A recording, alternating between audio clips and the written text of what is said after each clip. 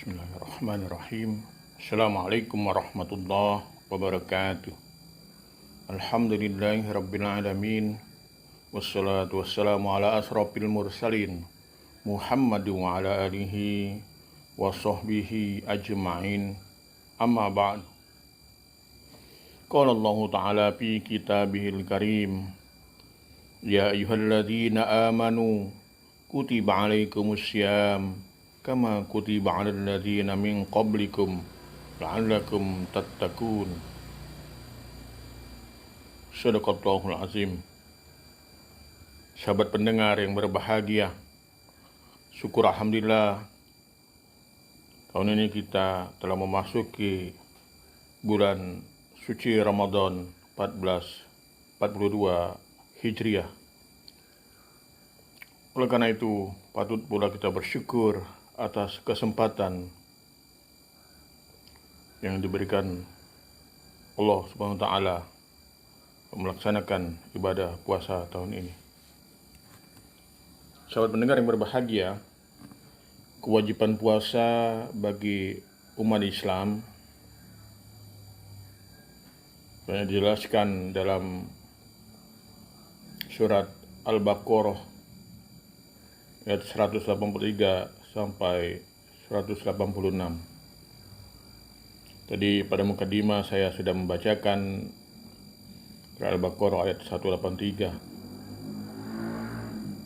Paling tidak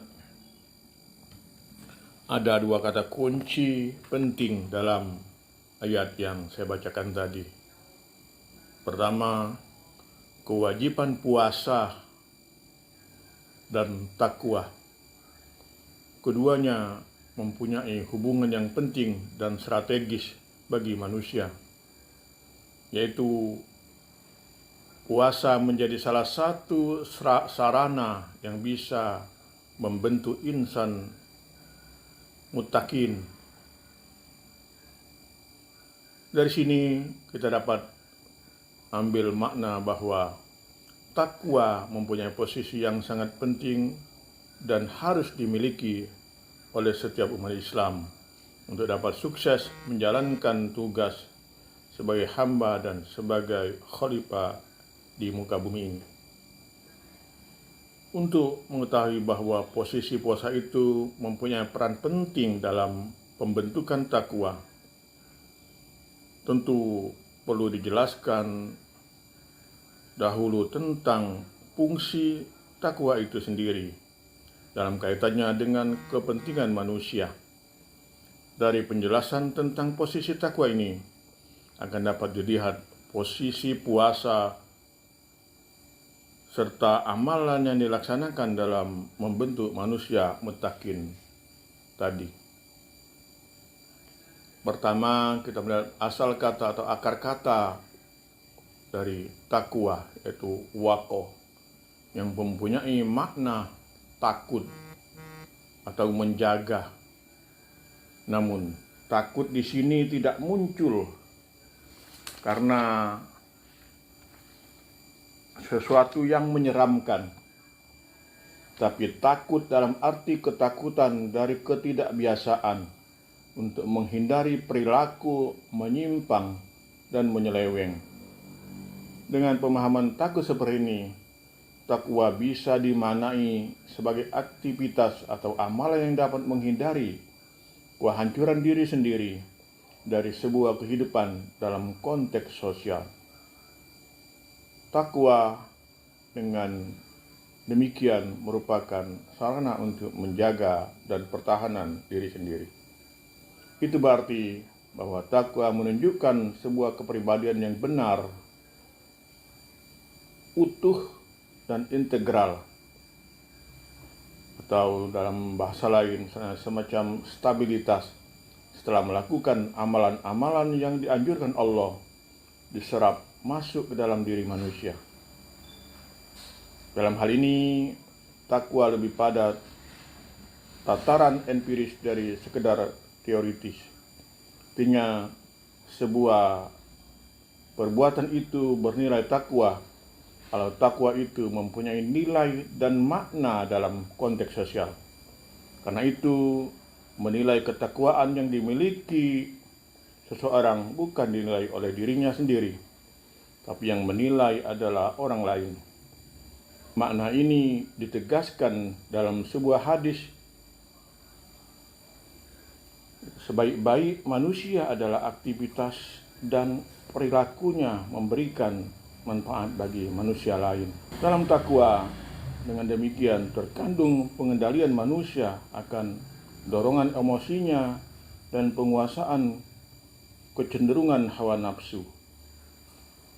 Ketakwaan dalam pengertian ini akan menjadi tenaga pengarah manusia pada tingkah laku yang baik dan terpuji, serta menjadi penangkal tingkah laku buruk, menyimpang, tercela, permusuhan, dan kezaliman. Untuk itu, manusia dituntut untuk bisa menahan hawa nafsu.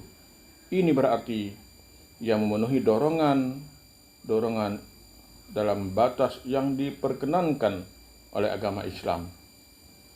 Dan itu terkandung perintah kepada manusia agar ia melakukan tindakan yang baik. Kalau kita perhatikan uraian tadi sedikit, nampak bahwa takwa merupakan buah dari iman yang sesungguhnya. Iman dan takwa merupakan dui tunggal, satu kesatuan yang utuh. Takwa merupakan identitas tertinggi bagi seseorang. Penegasan ini tentu kalau boleh kita lihat dalam Al-Quran, dalam surat Al-Hujurat ayat 13.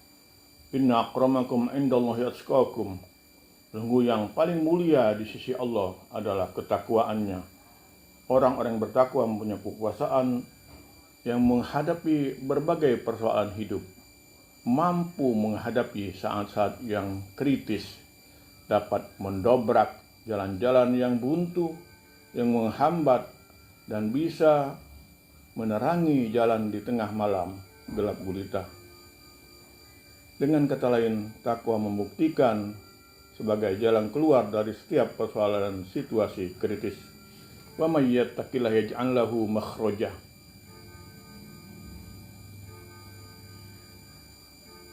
Sahabat pendengar yang berbahagia,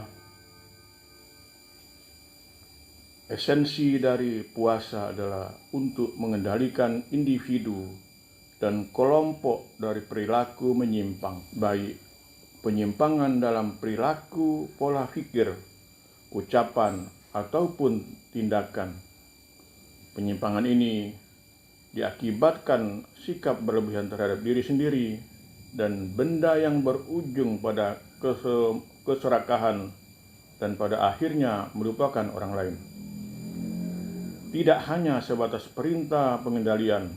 Dalam puasa, pengendalian itu diwujudkan dengan amalan-amalan yang baik, mulai ucapan, penglihatan, perasaan, pikiran, aktivitas, dan lainnya. Amal-amalan tadi mengajarkan cara mensikapi diri sendiri, mensikapi harta, mensikapi orang dan sebagainya dengan sikap yang benar. Saudara-saudara sekalian, ini saja tentu yang dapat saya sampaikan pada kesempatan yang berbahagia ini. Mudah-mudahan sekali lagi puasa dapat melahirkan orang-orang yang dalam kondisi muttaqin. Nasrun minallah wa fathun qarib. Wassalamualaikum warahmatullahi wabarakatuh.